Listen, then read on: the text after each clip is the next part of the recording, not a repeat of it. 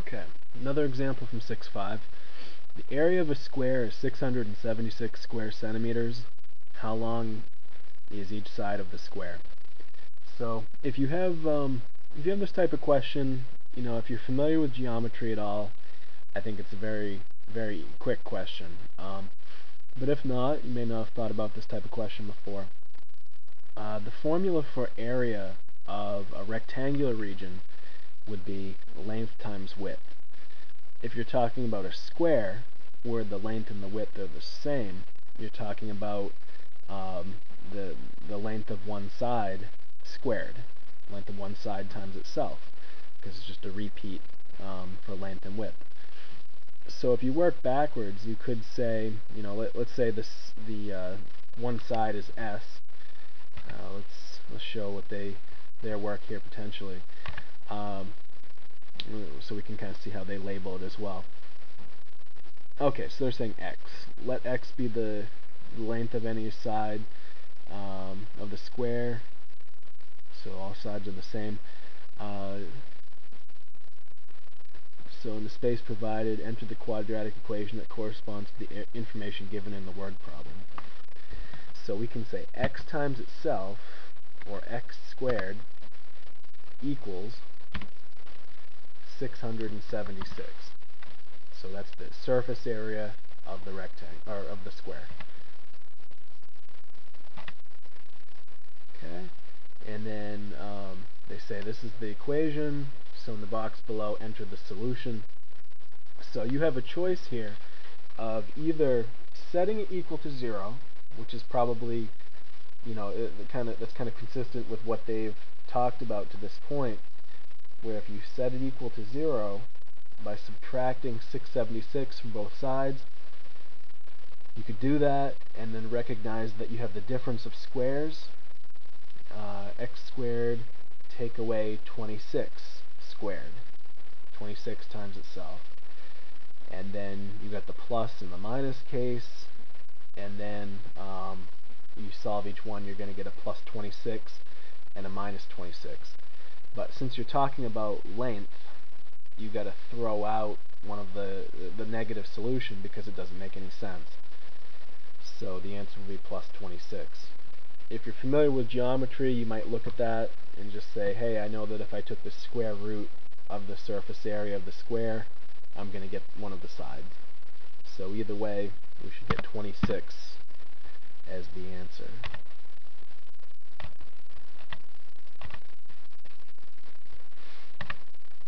Okay.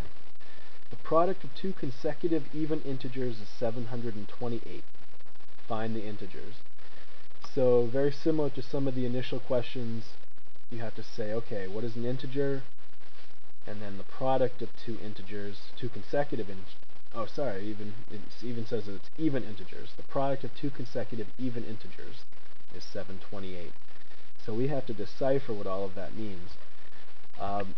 Basically, like I told you before, an integer are basically counting numbers, positive and negative. So negative 3, negative 2, negative 1, 0, 1, 2, 3, 4, 5, 6, 7. You can count like that. If they're even integers, we're talking about 2, 4, 6, 8, 10, 0, negative 2, negative 4, negative 6, negative 8, negative 10, negative 12, numbers like that. So when you set it up, what you could do is, they say make the first letter n. Well, if the first even integer is n, the next even integer, consecutive, would be the one right after that, would be n plus 2. Okay, so we're going to describe an even integer, and then the next one as n, and then n plus 2. It's going to be the same setup if they were odd integers as well. Even though we'd say plus 2, if this first integer was odd, 2 more than that would give you another odd. So it still would be the same setup. So we can say n and n plus 2, and then the product of these is 728. So they say at this point the equation must be solved for n by factoring, so put the solutions in the box below. Not much help from here. because what you need to know is that I need to distribute the n in, because look what we have over here. We don't have 0 based on the setup, meaning the product of two values. We were asked to have the product of two values giving us 728. 728 is what we have it set for. So we got to distribute, subtract 728 over, and then it's set equal to 0 and ready to solve as one of those standard trinomials that we need to factor. So what we can do is I'll work it out on paper as I talk to you. I got n squared plus 2n equals 728. Subtract the 728 over. N squared plus 2n minus 728 equals 0. I'm going to look at these combinations and say, alright, the front coefficient is a 1, so all I need to do, I come up with two numbers that multiply to give me negative 728 and add up to 2.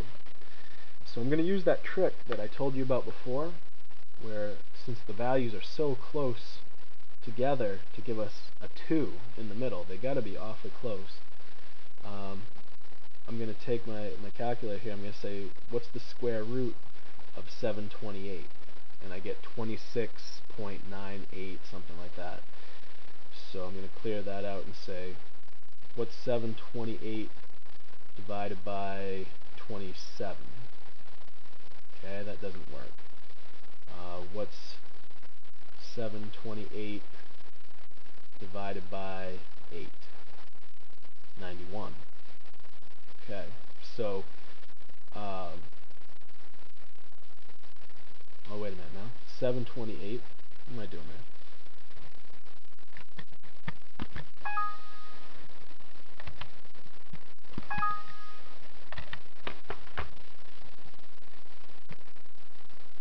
Alright, sorry, my calculator was fouling up on me, and I was fouling up on it, I guess. So, what I was saying is the square root ends up being 26 point something.